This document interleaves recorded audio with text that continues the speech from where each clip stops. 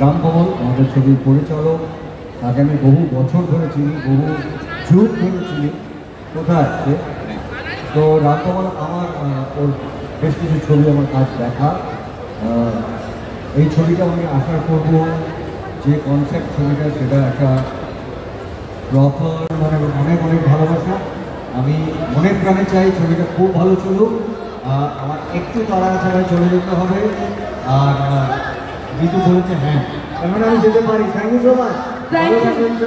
Thank you বোম্বাদা। একটা last প্রশ্ন, ঠিক যেরকম ঋতুদিন ঋতুপর্ণা সেনগুপ্ত ছবিতে তোমাকে আসতে দেখা গেলো তুমি সাপোর্ট করছো, প্রমোট করছো, অলসো সাপোর্টিং আদার অ্যাক্টরস, ঋতুদিন তোমাকেও দেখা যাবে তো দিদি চৌধুরীর সাপোর্ট?